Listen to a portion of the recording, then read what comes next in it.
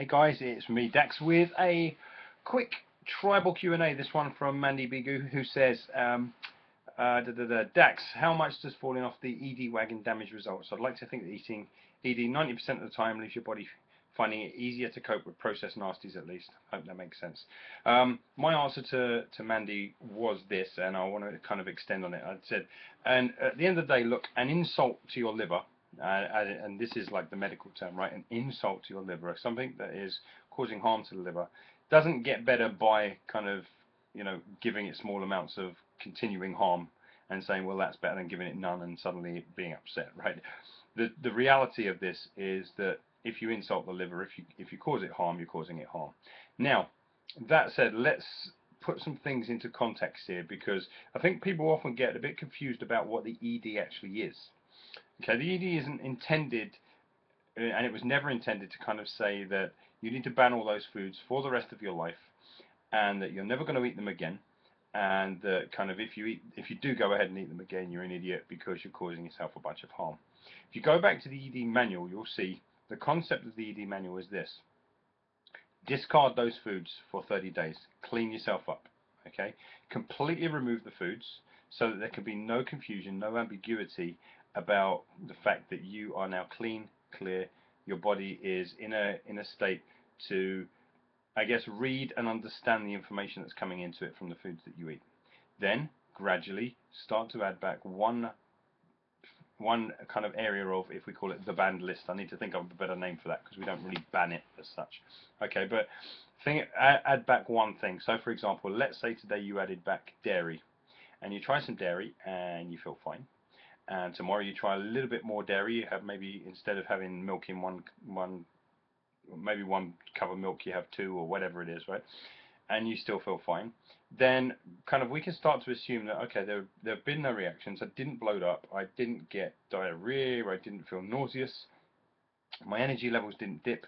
Hey, I think at the moment dairy is, even though it's not the best nutrition in the world for a lot of people, dairy doesn't seem to react negatively to me. Tick in the box, move on to the next food. Now you say, hey, let me try this with wheat. You take back wheat, a very small amount of it. Wasn't really sure. You felt kind of, later on that day, you felt a little bit nauseous, a little bit sluggish.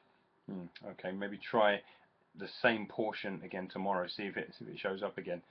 Yeah, there's definitely something going on here. Well, actually, that's your body saying, forget about what Dax Moy says, what any other nutrition kind of person says, and listen to what your body says. And your body says, hey, you know what? I don't like wheat.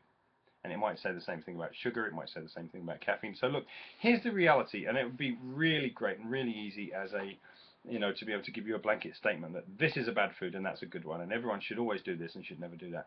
But the reality is your body tells you what it does and doesn't want. Now, there are some core themes, which is why, the elimination diet addresses those core themes. We look at wheat, dairy, caffeine, alcohol, processed food, and sugar, because these are the most reactive foods of the lot. Okay.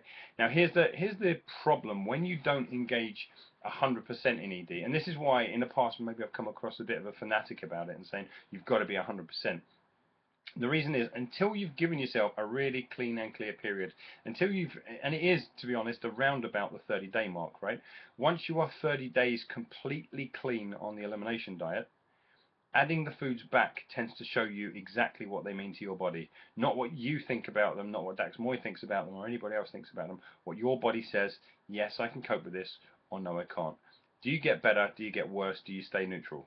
Okay, so this is the only thing that counts, and this is why I've been a little bit kind of semi-fanatical about saying, look, please, please, please go 100% ED compliant. Not for the rest of your life, but for the 30 days. So if you are on a level 1, and you're kind of cutting out a food every 2 or 3 days, that's fine, but realize that the 30 days doesn't start until you're 100% ED compliant. It's not from where you started your diet. So it could end up taking you kind of the better part of 2 months to get through the ED in the way it was intended. If you started at level 2, then great, you are now kind of, in the position where you just adhere to level 2 ED for 30 days.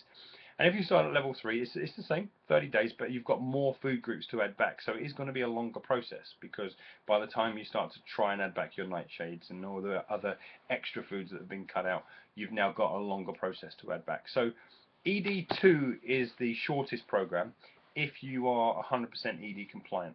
Okay, but bear in mind you're not truly following the elimination diet if you're following it 90%.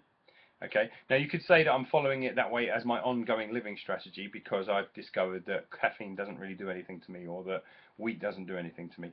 But if you're saying that you're following that at this moment, like you've never gotten to 100% and you didn't sustain that for 30 days, you're not truly ED just yet. We don't really understand what your body is or how your body is communicating with the foods it eats. Okay, so let's just be really really clear on that. And this isn't a judgment thing.